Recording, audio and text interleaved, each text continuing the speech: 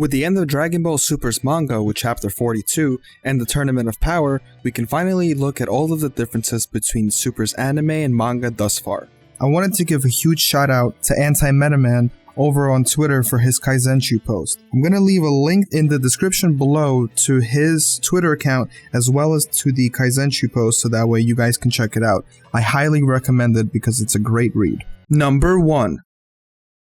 It has been long assumed that the manga made a mistake since Super Saiyan God wasn't supposed to appear again since Goku absorbed the form since it was first revealed. Yet we saw the form again when Goku used it in the Tournament of Power against Dispo in the anime, and with no explanation as to why Goku never used it against Hit or Zamasu.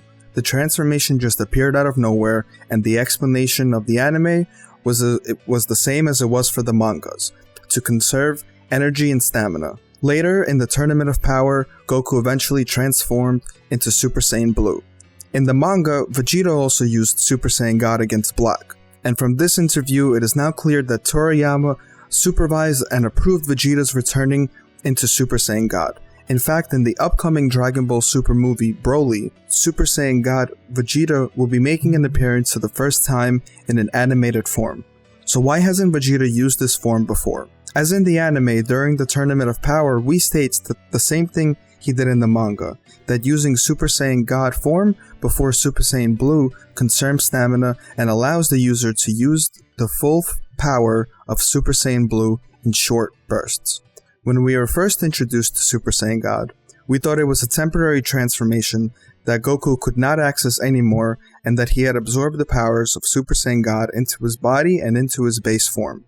This was confirmed by Toriyama himself in another interview conducted on October 4th, 2013 for the Battle of Gods movie. In the Resurrection of F manga chapter by Toyotaro, there's a panel where base Goku punches Whis and a Super Saiyan God Goku is shown in the background, implying that this base Goku has indeed God Ki. It seemed that at this point the manga was still congruent with the movie and the anime. A possible reasoning could be that Goku did absorb the power of Super Saiyan God into his body, but he can only utilize fractions of God Ki during the Battle of Gods movie, as the Super Saiyan in space vs. Beerus scene was shown.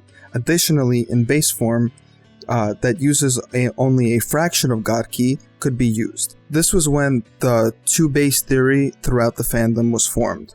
However, in the manga, the scene with Super Saiyan Goku fighting Beerus in space never happened. The fight ended when Goku comes out of the Super Saiyan God form in the manga. Number 2. So at the end of Chapter 4, the scene is cut away from Goku's and Beerus' fight to Champa and Vados somewhere far away in space. Note that we still weren't introduced to Champa and Vados yet, but they came across Lord Garana's ship, one of the few remaining crews of Frieza's empire. Frieza's soldiers were tasked with finding the Dragon Balls. Then almost instantly, Choppa blows up the ship. The word gets back to Lord Serbet about this, and he's obviously panicking. He has to find a way to gather the Dragon Balls and resurrect Frieza as fast as possible. And that's where the chapter ends. Even though the manga did not cover Resurrection of F, it's safe to assume that this still happened the exact same way that it did in the anime. But after this chapter, we're left with the idea that Champa could have been responsible for Serbet resurrecting Frieza earlier than he anticipated. Number 3. So in the manga, we get a flashback to Beerus and Champa's fighting on their birthday because Beerus ate the last Puff Puff berry on the cake. In the midst of their fight, they would end up destroying several planets, and Whis and Vados had to step in and stop them before they caused any more destruction. Where Whis suggested that instead of physically fighting with each other, that they would settle these battles with food. And while in the anime, the Beerus and Champa fight took place in the present within Beerus' castle. In this moment, we got some reasoning as to why the two gods of destruction have their battles over food instead of physically having confrontations. Number 4. In the manga exclusively, in Chapter 7, while Goku and Vegeta are training in the Room of Spirit and Time, they both power up to Super Saiyan Blue and get into stances. This panel pays homage to their very first fight, and we see how far along they have came since then. Number 5. So we first met Hit during the Universe 6 tournament. He was their last yet most gifted fighter and is also known as the legendary assassin. Hit is stoic and composed, constantly appearing emotionless and indifferent to most events, and an expert in his craft. Hit shows great confidence and fortitude in any challenge when presented before him. His first opponent was Vegeta, and he quickly knocked him out. Now the initial question we are faced with is how come in the manga, Super Saiyan Blue Vegeta wasn't able to overcome Hit's time skip when using Super Saiyan Blue, since Super Saiyan Blue is stronger than Super Saiyan God. So Beerus poses the same question, and Whis is the one to answer it for him. He says that Super Saiyan Blue transformation cannot be used repeatedly in one day as it drains stamina, so Vegeta was using less than 10% of Super Saiyan Blue's full power. This also confirms that Super Saiyan God is 10% of Super Saiyan Blue. So if Vegeta didn't show off to Kaba and turned Super Saiyan Blue during their battle, he would have saved the stamina and had a chance to defeat Hit's time skip. The manga also explained why Hit leaves his hands in his pockets. Now this wasn't done just for style or to show off, but due to his hands twitching just before the time skip technique. This is the real reason how Goku was able to predict Hit's movements and beat him. In the anime, this wasn't explained until the Tournament of Power, when Bispo could hear the twitches of Hit's body just before he would use the time skip technique.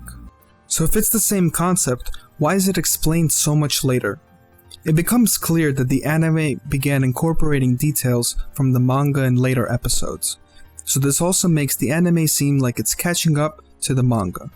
Since during Goku's and Hit's first fight in the anime, none of this was ever mentioned. In the anime, Goku magically predicted Hit's movements of 0.01 seconds ahead of time. Basically, Goku was getting lucky with all of these guesses. While in the manga, Goku also predicted Hit's movements of 0.01 seconds ahead, but because of these twitches, he knew exactly when to predict that the attack would be used. We also learned that Hit's ability to store time for 0.1 seconds only works when the opponent is weaker than him. As the fight continued, Goku went Super Saiyan God, making Hit's time skip technique to less than 0.1 seconds, allowing Goku to counter much quicker, and Whis explained this very well here. Now if we recall back to the anime, when Hit was losing to Super Saiyan Blue Goku, and that's when we all thought that Goku was winning, then Hit started to do what seemed to be like powering up, but actually he didn't raise his power level. He did then land a critical blow to Goku, and we found out later that Hit did something called improvement, quote unquote. This is an ability similar to a Zenkai, which is the hallmark trait of all of the Saiyans, but it's different in that he adapted it to the situation and increased his time skip from 0.1 seconds to 0.2 seconds without actually raising his power. Now, compared to the manga, however, this never happened. When Hit powered up, his power level increased just as we would expect from regular Dragon Ball logic, but his time skip technique remained at 0.1 seconds and did not increase with his power level. The quote-unquote improvement ability that I spoke of earlier, this was never mentioned or heard of again in the anime. Hit didn't improve during the fight with Bispo or Jiren, and improvement was dropped altogether from the anime because the anime once again was beginning to incorporate what was shown later in the manga. It was at this point in the manga that Goku transformed into Super Saiyan Blue so that he can continuously exceed Hit in power even more.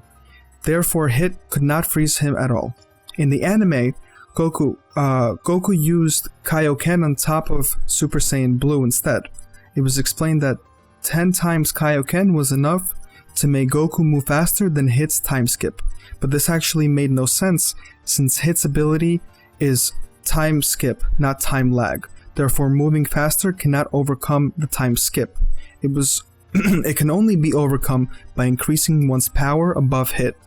Now, anime Hit improved his time skip to 0.5 seconds, which overcame even the power of 10 times Kaioken. at which point Goku forfeited since he knew that his body was already suffering from the effects of Kaioken. Now Hit's other ability is called the time lag in the manga, or the time cage in the anime. Now the time cage was used against Jiren to freeze all of his movements, and in order to do this, Hit needed to land one punch on Jiren's body.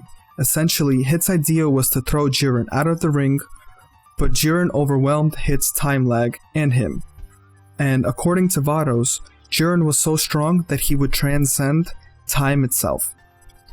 In the manga, it was stated by Hit that he trained hard after his fight with Goku and tried to fix the flaws of his time skip technique, and that it only worked for 0.01 seconds, and yet it also required his opponent to be weaker than him. Hit has trained his own body and no longer relies on the time skip as of the Tournament of Power. He then removes his belt to increase speed, and he can then move a lot faster. Since he's using the time lag on Jiren to slow down his movements. Now, unlike the anime, Hit doesn't need direct contact with Jiren's body to initiate time lag and to fight Jiren when his movements are being lagged. Eventually though, Jiren beats the time lag by increasing his speed to overcome the lag. However, this was not transcending time like Vado stated in the anime.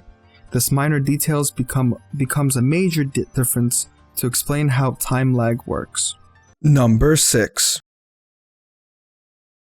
The copy of Vegeta Saga is something that only occurred in the anime, and it occurred from episodes 42 to episodes 46. It's not something that I really want to be covering, so you can go and check out those episodes for yourself. Number 7. A Saiyan's hallmark trait of getting stronger after each fight is called the Zenkai. This occurs when a Saiyan is healed from their injuries. The Zenkai was originally defined in the Daizenshu 7.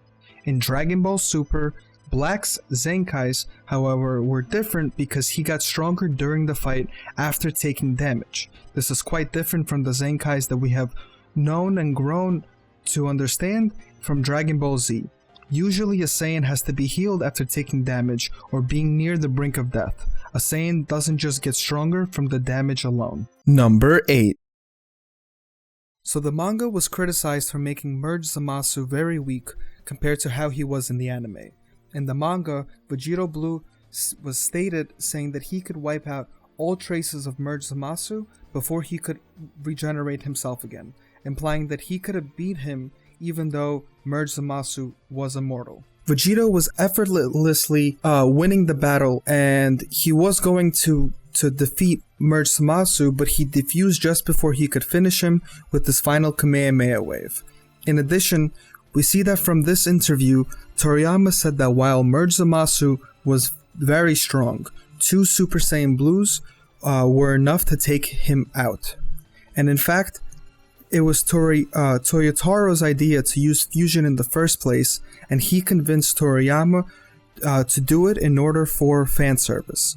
In fact, the entire draft for Zamasu's arc was given an okay by Toriyama. In the anime, however, Merge Zamasu seems somewhat equivalent to Vegito Blue, giving him some actual competition and hitting him back just as hard as he was getting hit in the first place. Also, unlike the manga, Vegito did complete the final Kamehameha wave, but he only damaged Merge Zamasu half of him. So now the one question is, what was Vegito Blue's purpose in the anime if Merge Zamasu was immortal, and with his final attack he was only able to destroy half of him? In the manga at least, it was stated that Vegito could wipe out all traces to prevent him from regenerating. Without the Mafuba, there were no ways to defeat an immortal being, so what was the strategy that the anime was going for?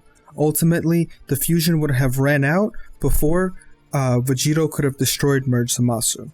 And the one minor difference that I wanted to note was that in the manga, when Goku and Vegeta fused, they ate a single senzu bean rather than eating 2 senzu beans before fusing like they did in the anime. This seemed like a much smarter way because they were conserving a sensu bean, and it was more dramatic that they would only have one sensu bean left. Number 9. In the manga, the Hakai technique was explained to be exclusive to the Hakai Shin. It uses Hakai energy, a form of negative energy, to erase any being, even if they are a ghost. Though later on, we found out that anyone can become a Hakai Shin. In the manga, during the fight with Zamasu, Goku suddenly uses the Hakai energy against Merge Zamasu, which was surprisingly working on him, but just for a little bit. If Hakai energy is a form of energy used by the Hakai Shin, we can conclude it requires God Ki. Perhaps Goku learned it from watching Beerus do it more than once, just as he learned the Kamehameha as he watched Roshi do it the first time in Dragon Ball. Number 10. So in the manga, Goku used the completed Super Saiyan Blue form, which allowed him to be on par with Merge Zamasu. And this was a controversial thing because a lot of people couldn't accept this being that if they were to compare it to the anime, that would mean that complete Super Saiyan Blue Goku alone was enough to defeat Merge Zamasu. So would that also mean that this new form would be as strong as Vegito? Now obviously, this form wouldn't be as strong as Vegito because we know that in any of these fusions, it's, you know, a multiple of two of the warriors, and Goku obviously didn't have that much of a multiplier. Now, all this did was it allowed Goku and Vegeta to be able to catch up to each other. And like in contrast, in the anime, since Goku used Kaioken on top of Super Saiyan Blue, Vegeta had to find another form. And the form that he found was Super Saiyan Blue Evolution, since Vegeta didn't know Kaioken to begin with. Number 11. In the anime, throughout the Zamasu arc, Future Trunks learned the Mafuba, the Spirit Bomb, and Super Saiyan Rage, all over the course of a few episodes. Now, Super Saiyan Rage is a new transformation that literally came out of the blue without any explanation, while in contrast to Mastered Super Saiyan Blue, where it was explained as it was essentially the full power of Super Saiyan Blue without the user having any ki leakage or stamina loss. Both in the anime and the manga, Trunks was able to cut Merge Zamasu in half. However, in the manga, Merge Zamasu was also affected by the 1-hour fusion time limit, since neither Black nor Future Zamasu were complete Kaioshins. Since they are the same person, but they were just in different bodies, they had to be fused at the cellular level, and hence the fusion was being rejected. They started separating, and Trunks took advantage of that to slice them in half. And then Merge Zamasu, he regenerated each piece that would cut, and now both Merge Zamasus had the same power as the original one. Eventually, he was able to make several clones of himself, resulting in Infinite Zamasu. In the anime though, after Merge Zamasu was cut in half, he went into the sky and essentially became intangible without a physical body, becoming that universe. Here, Infinite Zamasu was defined as differentially, while in the manga it was implying that if an attack wiped out all traces of Merge Zamasu, very similar to their old opponents like Cell or Boo, that he wouldn't be able to regenerate, even if he had immortality. Though different from Cell and Boo, each clone of Merge Zamasu was just as strong as the original one. Number 12.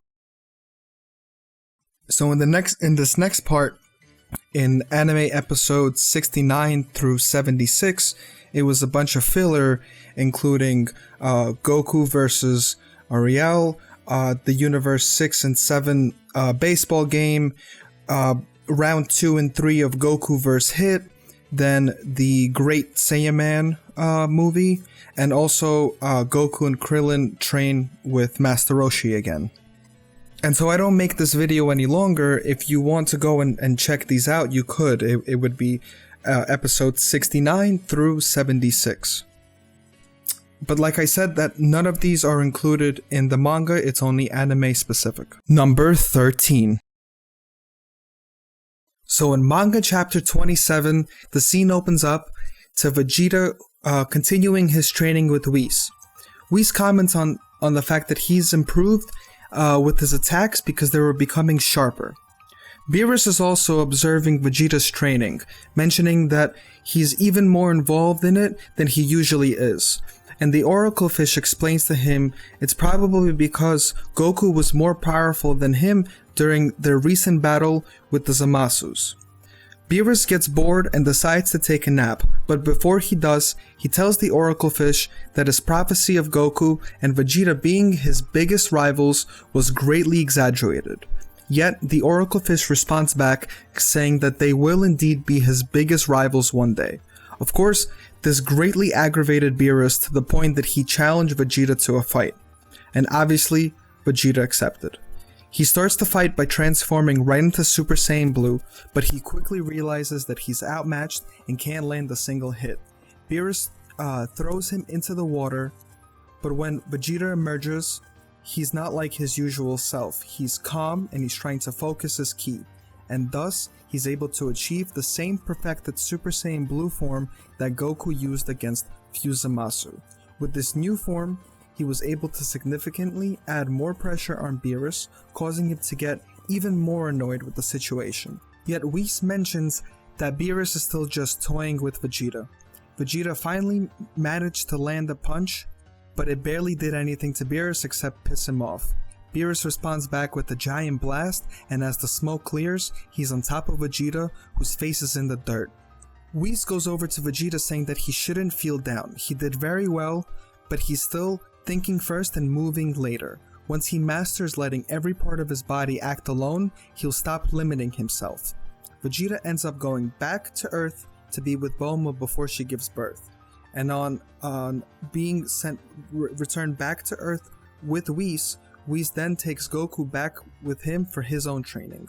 Meanwhile, this fight sequence never actually occurs in the anime, and instead, Vegeta was by Bulma's side the entire time, waiting for their baby to be born. Number 14. So in the anime, prior to the Tournament of Power, there was a Zen exhibition match that was arranged between 3 fighters of Universe 7 and 3 fighters of Universe 9. Yet in the manga, instead of this Zen exhibition match, there was a battle royale between all of the Gods of Destructions. And the thing is that all of the other 11 Gods of Destructions held a grudge against Beerus, because during their last hide-and-seek tournament, Beerus went to go hide and fell asleep 50 years. So now all of the gods want payback for what happened then. So now it turned into 11 against 1. And after several panels of Beerus outsmarting most of the gods, Belmood was the first to attack another god aside from Beerus. He kicked Sidra, and now it was every god for themselves. But not to cover the entire chapter, that was basically this entire fight, you can also go and read chapter 28 of the manga. Now, the ending of the fight happened this way, that eventually the dust clears, and it's only Beerus and Quitella who are the last ones standing. Both of them charge at each other full force, and right before their fists connected, the Grand Priest got right in between them and stopped the entire battle. The Grand Priest said the battle was too intense for the Zenos to enjoy, therefore all of the Gods of Destruction are disqualified from this tournament. Zenos found the battle to be very uninteresting and boring, and wanted to cancel the tournament altogether. But after Goku overheard their conversation, he quickly rushed to them to convince them otherwise. Goku too said the battle was too intense to comprehend, and that their tournament would be nothing like that at all. So Zeno said, why not show us how you fight? The Grand Priest then decided to pick Toppo as Goku's opponent. So then Zeno and the Grand Priest also set more rules to their fight. They prohibited them from flying, using any weapons, and of course no killing was allowed, and the first person to touch the outside of the ring would lose. Now, throughout the fight in the manga, Goku used Super Saiyan 1, 2, 3, then he went into Super Saiyan God, and finally he used complete Super Saiyan Blue. But just as Goku powered up, he got too cocky, thinking he was about to end the match, where Toppo surprised him with a huge kick to the stomach, causing him to fly out of the ring and lose.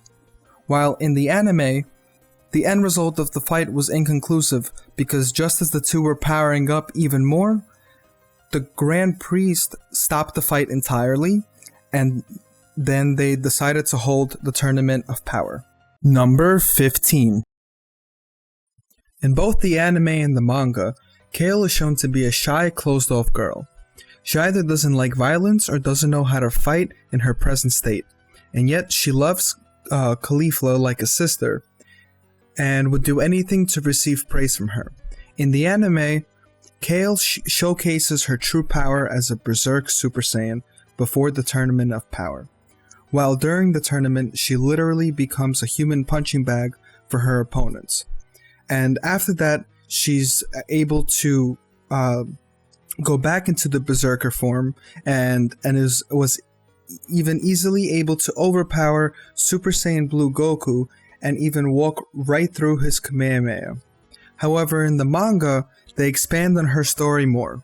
Kale was an orphan found in the streets by Caulifla, and hence, she hid her abilities from her as a way of respecting her. She did not transform into the Berserker Super Saiyan all the way until the Tournament of Power, surprising both her and Kaba.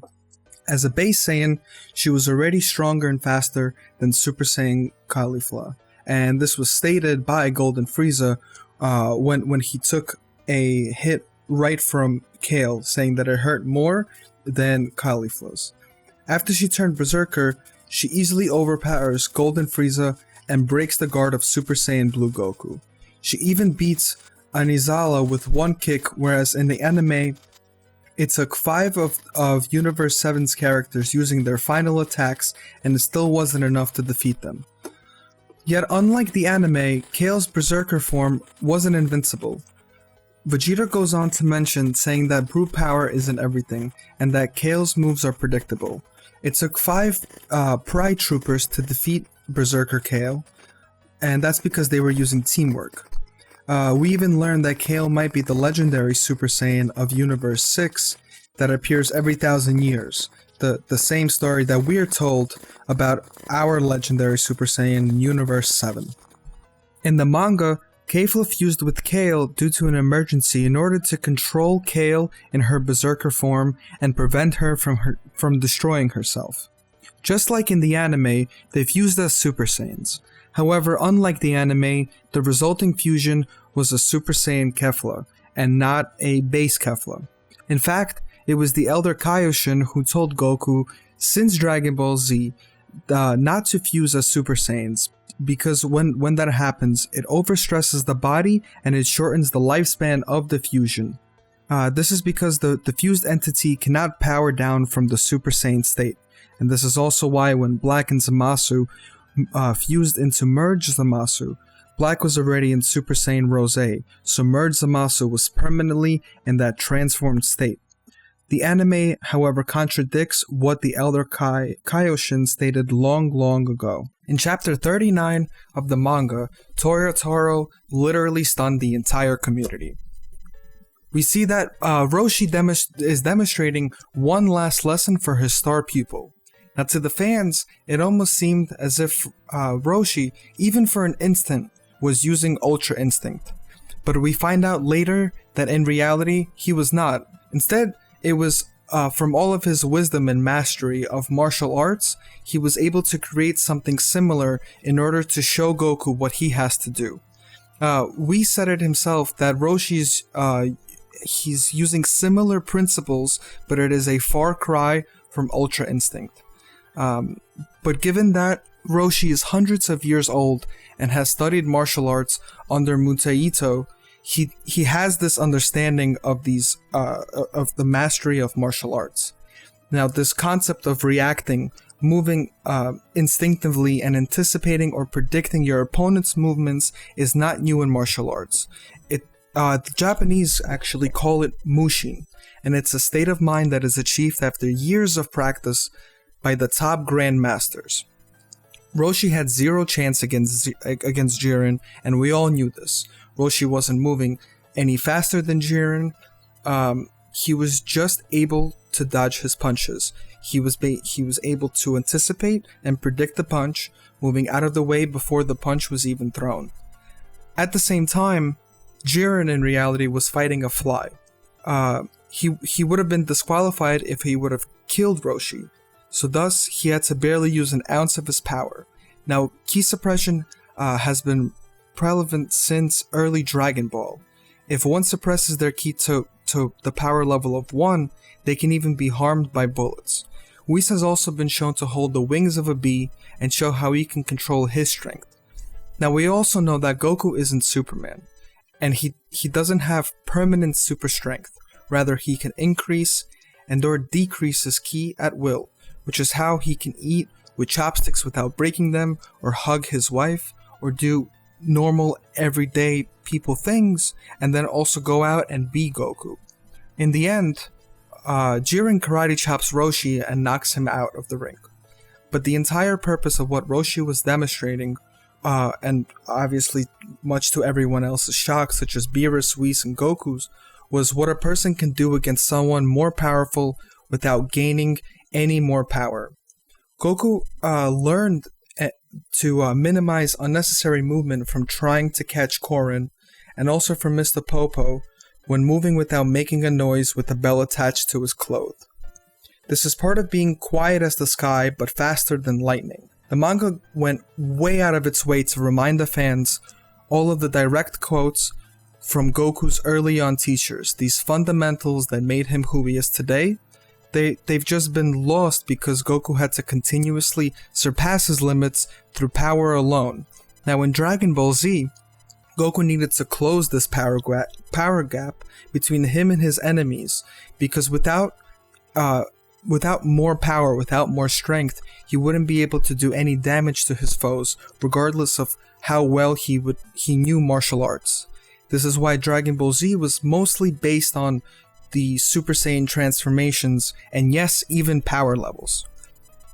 But Goku learns from this and taps into Ultra Instinct Omen, and I honestly think that this is the perfect sequence into Goku achieving Ultra Instinct and understanding what type of technique this is. Unlike the anime's idea where they did this thing with the Spirit Bomb and Goku absorbed it into himself, and that's how he unlocked Ultra Instinct. I mean, none of it actually made any sense, and it just kind of happened and we had to go along with it. So we all know that Gohan is a hybrid Saiyan, and it was stated since the very beginning of Dragon Ball Z, as well as the official Daizenshuu 7, that humans and Saiyans have excellent compatibility. Gohan can increase his strength as a human and as well as a Saiyan, tapping into new heights that his father can't reach. It is also explained that when Elder Kai unlocked his potential, he unlocked his latent potential as a human, which is why he didn't need to turn into a Super Saiyan during the Tournament of Power. Since he doesn't turn into a Super Saiyan, he doesn't waste stamina, and he was shown to be just as strong as Berserker Kefla, who is stronger than Berserker Kale. That makes Gohan stronger than Super Saiyan Blue Goku, and in the manga it is shown that Gohan, with just a little bit of serious training with Piccolo, can become even stronger than Goku. In the anime though, we see that Gohan is able to fight with Super Saiyan Blue Goku with Kaioken. Now in both the anime and manga, Android 17 seemingly self-destructed himself.